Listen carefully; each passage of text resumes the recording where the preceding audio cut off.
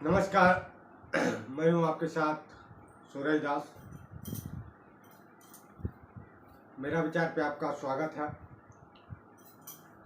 काला अधिकारी का काला करतूत ये बारंबार चलते आ रहा है और उम्मीद करते हैं कि इससे आगे और इससे ज़्यादा चलेगा जनरेशन को देखते हुए। एक ऐसा मामला आपको फिर से दिखाने जा रहा हूँ जो काला अधिकारी का यानी भ्रष्ट अधिकारी का भ्रष्ट धंधा आप लोगों को दिखाने के लिए जा रहा हूँ।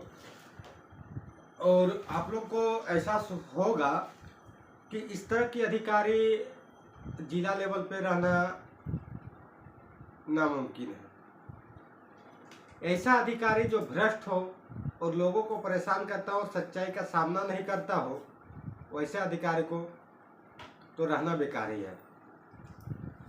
आज आप लोगों को ऐसे ही एक करतूत दिखाने जा रहा हूँ जो धनबाद जिले के डीडीसी महोदय का है।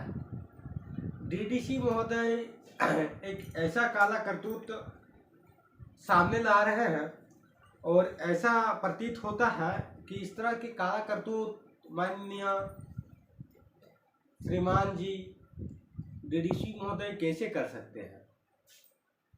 आप लोग यकीन नहीं करेंगे। हाँ, आप लोग सही सुने कि डीडीसी महोदय, ये डीडीसी महोदय का खुद लेटर आप लोग से साझा करना चाहूँगा। मैंने राइट टू इन्फॉर्मेशन, जिससे हिंदी से कहा जाता है सूचना का अधिकार अधिनियम, मैंने आरटीआई का अपील दिनांक 6/4/2022 को किया था। 6/4/2022, जी हाँ, आपने सही सुना, 6/4/2022 को मैंने अपील किया था। आप लोगों को अगर दिखाई पड़ता हो तो पेपर पे देख सकते हैं। 6/4/2022 को मैंने अपील किया था और अपील के उपरांत हमें 1 महीने, जो कि आप लोग सभी को जानकार व्यक्ति जानते हैं कि 30 दिन के अंदर सूचना उपलब्ध कराया जाता है, लेकिन 30 दिन के अंदर सूचना उपलब्ध नहीं कराने के कारण मैंने प्रथम अपील 30 दिन बीत जाने के बाद 17/5/2022 को किया। जी हाँ, आपने सही सुना, 17/5/2022 को मैंने अपील किया। और अपील के बाद भी, प्रथम अपील के बाद भी हमें कोई जानकारी नहीं प्राप्त हुआ। उसके बाद एक लेटर हम प्राप्त होता है हमें जिला ग्रामीण विकास अभिकरण धनबाद यानी जन सूचना पदाधिकारी डीआरडीए धनबाद के तरफ से। ये लिखे हुए हैं, उपरोक्त विषय के संबंध में सूचित किया जाता है कि, उसके बाद मेरा पूरा नाम और पता है, के द्वारा सूचना अधिकार अधिनियम 2005 के तहत सूचना उपलब्ध कराने हेतु अधो हस्ताक्षरी को उपलब्ध कराया गया है। मांगी गई सूचना जो आपके कार्यालय से संबंधित है, मांगी गई सूचना की छायाप्रति संकलन है। अतः निर्देश दिया जाता है कि एक सप्ताह के अंदर आवेदक के द्वारा मांगी गई सूचना उपलब्ध कराते हुए देश सूचना की एक प्रति अधोक्षरी को भी उपलब्ध कराना सुनिश्चित करें। यानी डीआरडीए महोदय यानी डीडीसी महोदय हमारे प्रखंड विकास पदाधिकारी को 6/6/2022 को ही ये लेटर भेजे हुए थे और उसका एक छाया प्रति हमें भी भेजे थे। 6/6/2022 को ही प्रखंड विकास पदाधिकारी तो चाची को निर्देश दिए थे कि 1 सप्ताह के अंदर हमें जानकारी उपलब्ध करवाए, लेकिन अभी तक 1 सप्ताह बीत गया। कितना 1 सप्ताह बीता ये अनुमान लगाया जा सकता है, लेकिन बहुत काफ़ी दिन बीत गया, कई सप्ताह बीत गया, लेकिन अभी तक उपलब्ध नहीं करवाया।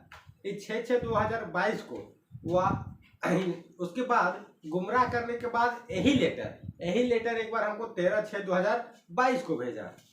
यानी देखिए किस तरह से गुमराह किया जा रहा है डीआरडीए यानी डीडीसी महोदय के द्वारा।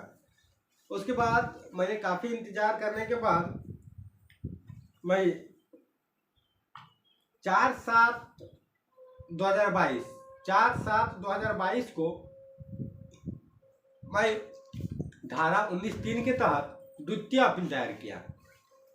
द्वितीय अपील 19(3) धारा 19(3) के तहत द्वितीय अपील दायर किया। द्वितीय अपील पे भी हमको जानकारी अभी तक नहीं मिला। खैर इसका समय अवधि नहीं बीता है, इसीलिए इस पर मैं तृतीय अपील पे नहीं जा रहा हूँ, तीसरा अपील पे नहीं जा रहा हूँ। और इसके बाद हमें कल एक लेटर प्राप्त हुआ है हमारे एड्रेस पर एक लेटर प्राप्त हुआ है।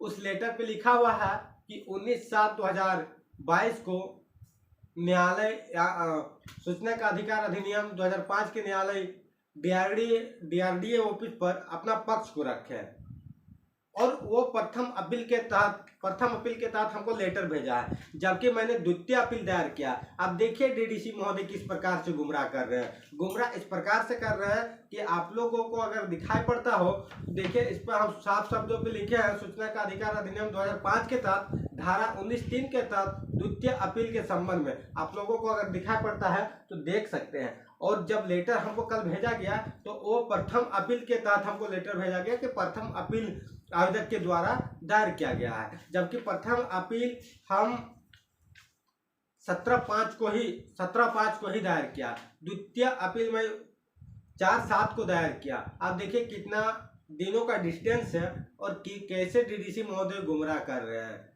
पता नहीं। ये काला कोट पहन के, काले अधिकारी बन के कैसे बन जाते हैं इतने बड़े अधिकारी, जो सही जानकारी उपलब्ध नहीं करा पाते हैं।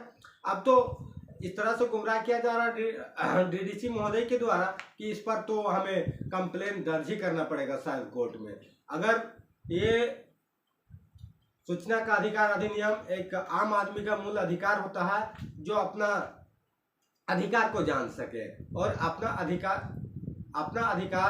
जब आम आदमी नहीं जान सके तो ये कानून और ये एक्ट बना के फायदा ही क्या है। तो ये सरासर संविधान का उल्लंघन है।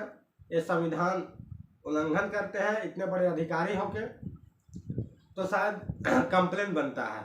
अगर इस लेटर पे द्वितीय अपील पे भी हमें जानकारी नहीं मिला, हम तृतीय अपील पे जाएंगे, और तीसरा अपील पे मैं राज्य जन सूचना आयोग को अपील दायर करने के लिए मैं रेडी हूँ। बाकायदा मैं इंतजार कर लेता हूँ इस पर भी 30 दिन का। 30 दिन के उपरांत हमें जानकारी नहीं मिला तो मैं राज्य सूचना आयोग रांची पर भी इसका पेपर दाखिल करूंगा। खैर मैं वो लेटर दिखा नहीं पाया जो हमें कल प्राप्त होता है, क्योंकि हम घर से बाहर हैं और मेरे घर के एड्रेस पे वो लेटर आया है व्हाट्सएप के माध्यम से। हमें हमारे परिजन उसको भेजा है, और पढ़ने के बाद ऐसा प्रतीत हुआ है कि वो हमें गुमराह कर रहे हैं, और उस पर उल्लेख प्रथम अपील का है।